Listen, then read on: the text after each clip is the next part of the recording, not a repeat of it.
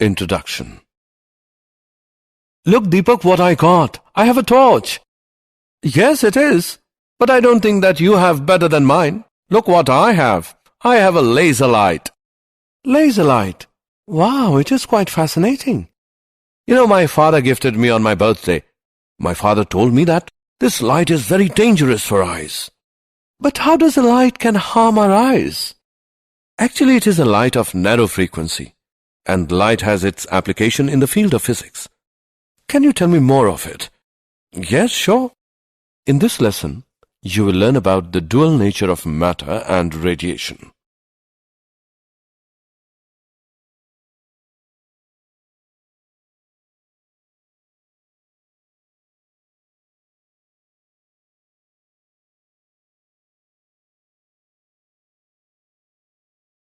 Objectives. At the end of this lesson, you will be able to explain the electron emission, explain the photoelectric effect, discuss wave theory of light, state Einstein's photoelectric equation, find energy of photon, explain the particle nature of light, explain wave nature of matter, state Heisenberg principle, explain Davison and Germer experiment.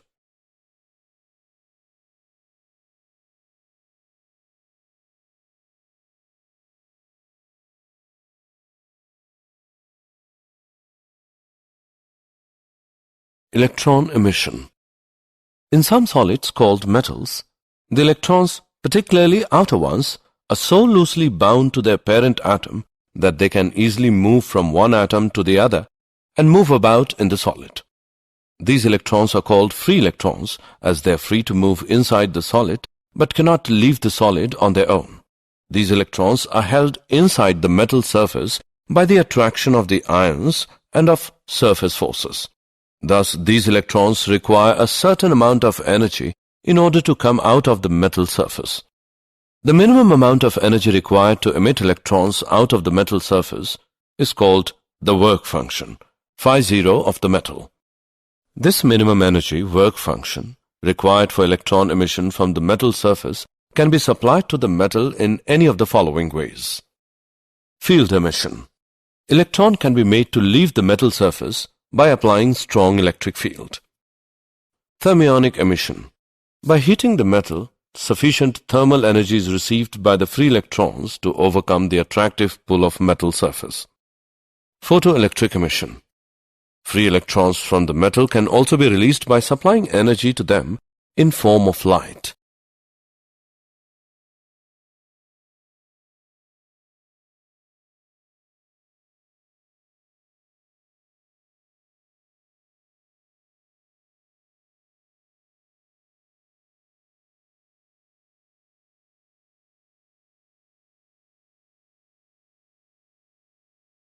Photoelectric effect.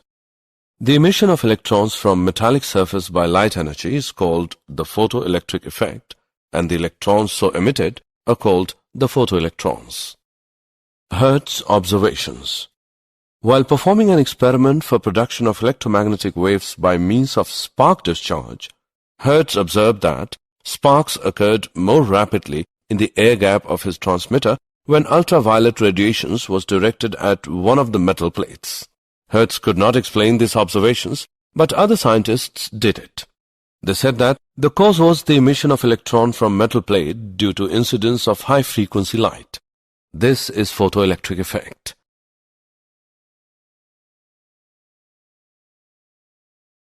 Hallwalks and Lenard's observations.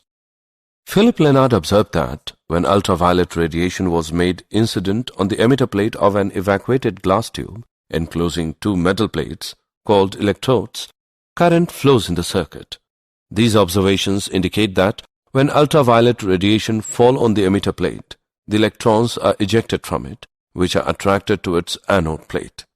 The electrons flow through the evacuated glass tube, completes the circuit, and current begins to flow in the circuit. Then Lenard and Hallwalks studied further by taking a zinc plate and an electroscope. The zinc plate was connected to an electroscope. They observed that when an uncharged zinc plate was irradiated by ultraviolet light, the zinc plate acquired positive charge. When a positively charged zinc plate is illuminated by ultraviolet light, the positive charge of the plate was increased. When a negatively charged zinc plate was irradiated by ultraviolet light, the zinc plate lost its charge. All these observations show that when ultraviolet light falls on zinc plate, the negatively charged particles, that is, electrons, are emitted.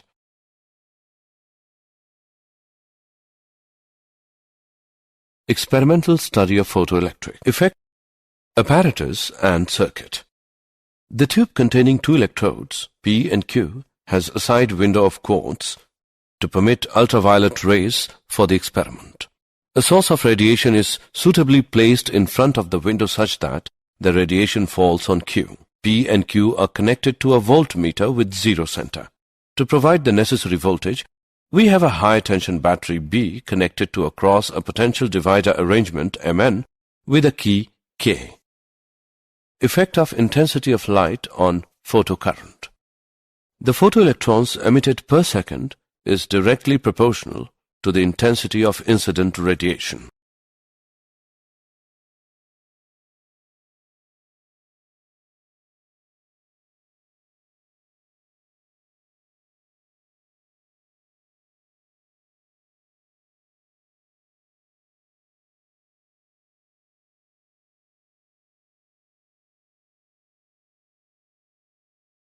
Effect of potential on photoelectric current. Curve A is for low intensity of the incident radiation and curve B is for high intensity of the incident radiation. The photoelectric current increases with the increasing potential. For a certain potential, the current becomes maximum.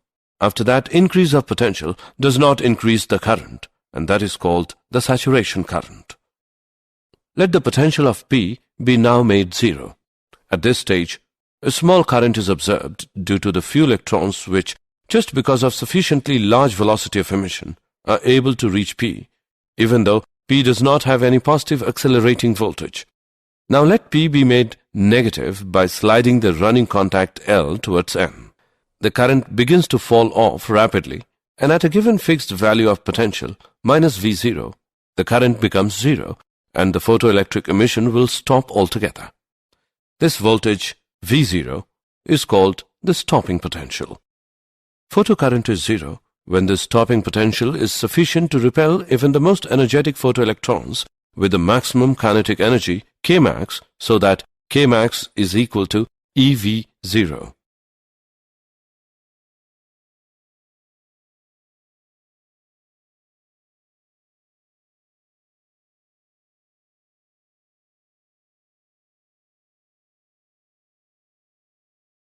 Effect of frequency of incident radiation on stopping potential.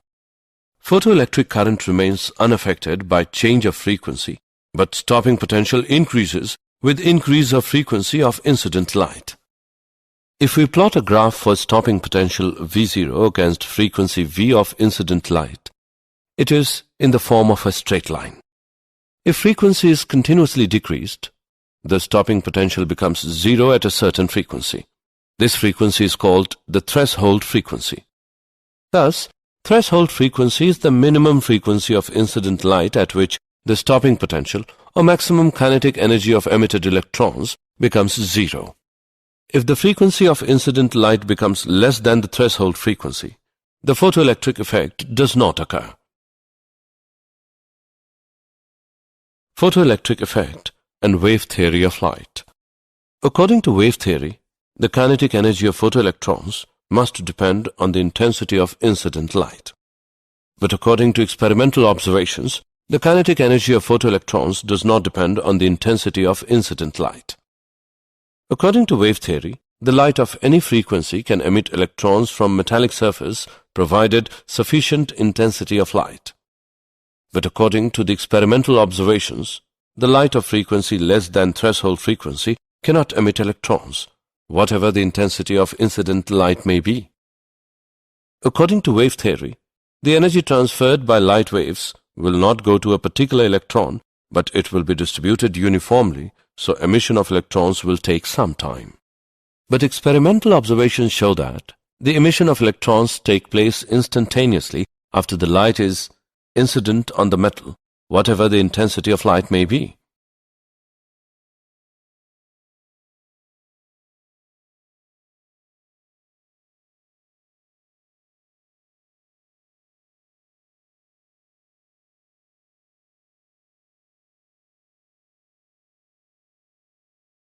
Einstein's photoelectric equation. Energy quantum of radiation. Light propagates in the form of small bundles of energy called quanta or photons. The energy of each photon is h nu. When u is the frequency of light and h is the Planck's constant. The value of h is 6.62 into 10 raised to the power minus 34 joules second. If the electron absorbs the energy from photon more than the energy needed to escape out from the metal surface, that is phi 0, then the electron is emitted with maximum kinetic energy Kmax, which is equal to h nu minus phi 0. This equation is known as Einstein's photoelectric equation. Important points. For the emission of electron from metal surface, h nu greater than phi 0. This shows that greater the work function phi 0, greater the threshold frequency needed to emit the electron. The more the number of photons available, the more the number of electrons absorbs energy from the photons, and therefore greater is the number of electrons emitted from the metal surface. We know that Kmax equals EV0, and Kmax is equal to h nu minus phi 0.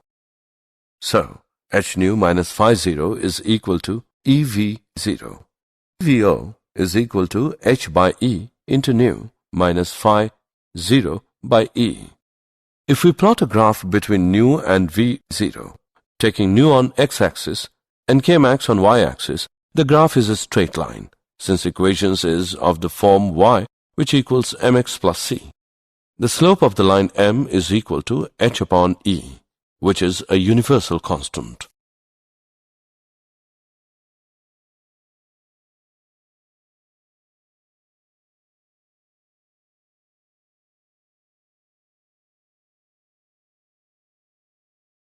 Example.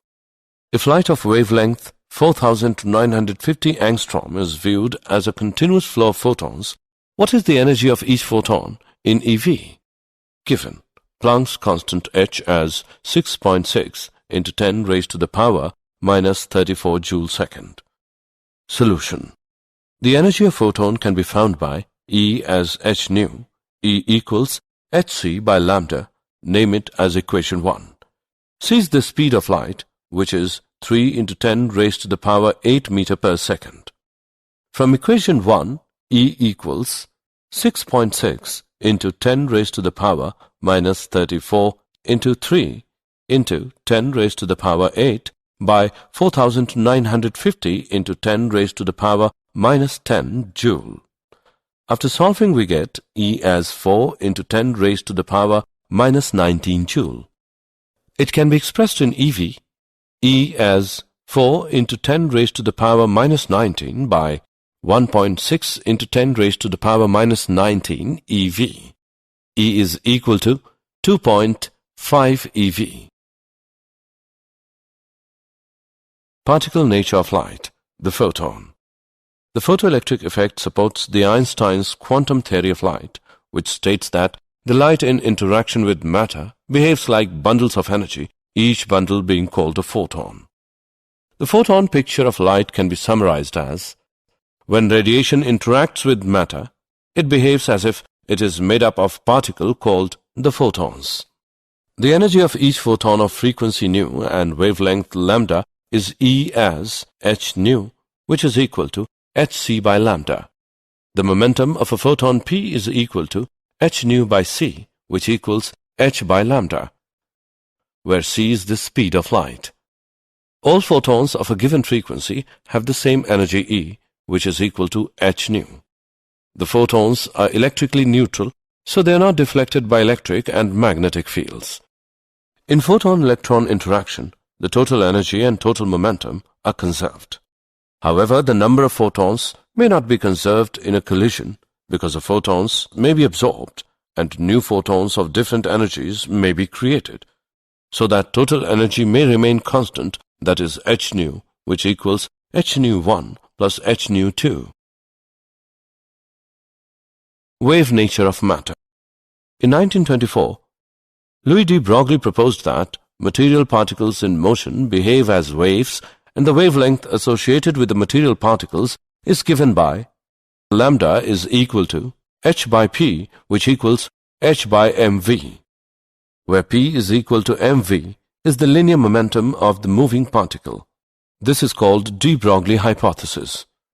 The momentum of the photon is p is equal to h by lambda. This gives wavelength lambda as h by p. Therefore, de Broglie proposed de Broglie wavelength lambda is equal to h by p, which equals h by mv. If k is kinetic energy of material particles, then the relation between momentum p and kinetic energy k is k as 1 by 2 mv square, which is equal to 1 by 2 into m into p by m square, which equals p square by 2m, or p as square root of 2mk. Hence, de Broglie wavelength lambda is equal to h by square root of 2mk, name it as 1. If v volt is the accelerating potential of electron, then k is equal to ev from equation 1. Lambda is equal to h by square root 2mev. Substituting the values of m, e and h, we get lambda as 12.27 by square root of v angstrom.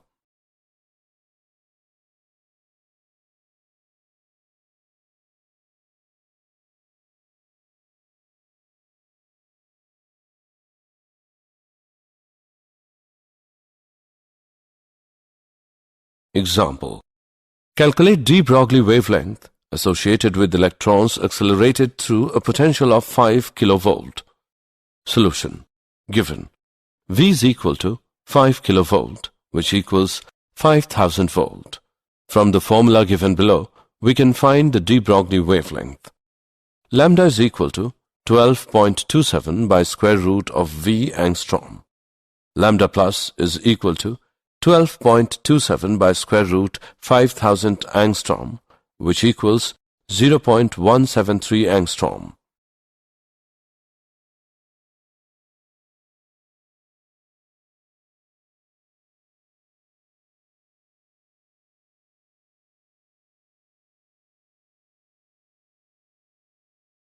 Wave packet. According to Heisenberg, it is impossible to measure both the position and momentum of a material particle exactly at the same time. The product of uncertainties in simultaneous determination of position delta x and momentum delta p is of the order of h cap, where h cap is equal to h by 2 pi. Delta x into delta p approximately h cap. A wave of definite wavelength extends over all space, but an electron, which is represented by wave, cannot occupy all space. Therefore, it was suggested by Max Born that a material particle, say an electron, is not equivalent to a single wave, but it is equivalent to a wave packet, which is superposition of a number of waves of varying frequencies and results in a finite region where waves interfere constructively, and the particle has maximum probability of occurrence in this region. This region is called wave packet.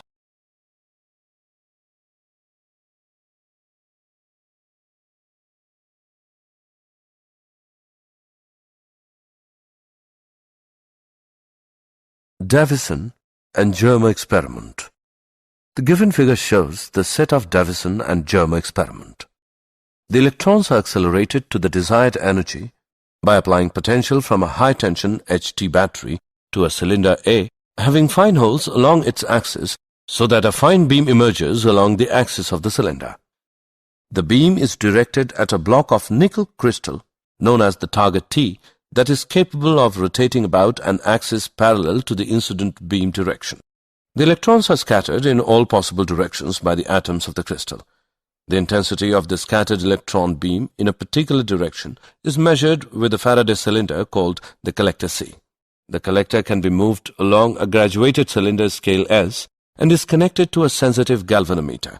The deflection of the galvanometer is proportional to the intensity of scattered electron beam entering the collector. The variation of the intensity I of the scattered beam with the scattering angle theta is measured for various electron energies.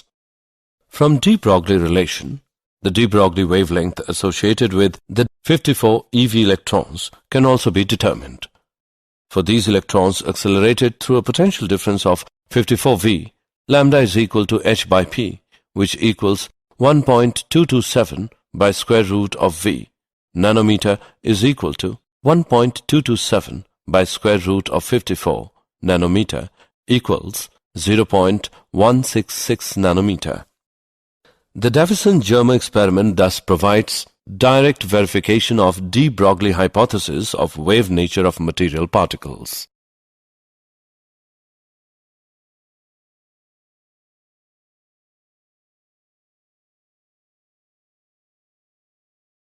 Did you know?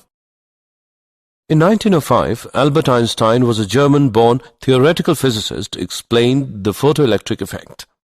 In 1924, Louis de Broglie gives his theory on wave-particle duality.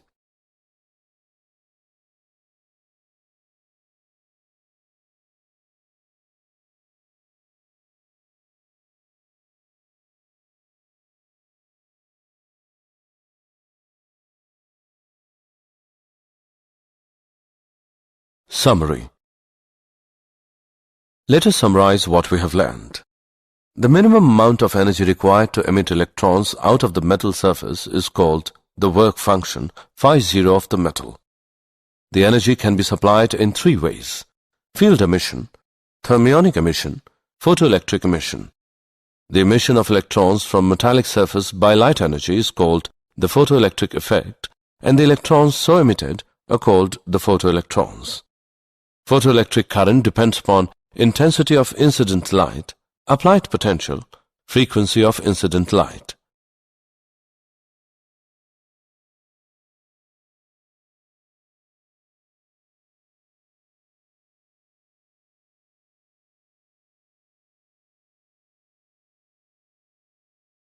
Einstein's photoelectric equation. Kmax is equal to h nu minus phi0, where Kmax is the maximum kinetic energy. Nu is the frequency of light. Phi0 is the work function of the metal surface. Einstein's quantum theory of light states that the light in interaction with matter behaves like bundles of energy, each bundle being called a photon. The energy of each photon of frequency nu and wavelength lambda is E equals h nu. De Broglie wavelength lambda is equal to h by square root of 2 mk, where k is kinetic energy of material particles. Heisenberg principle states that it is impossible to measure both the position and momentum of a material particle exactly at the same time. The Davison-Germer experiment provides direct verification of de Broglie hypothesis of the wave nature of material particles.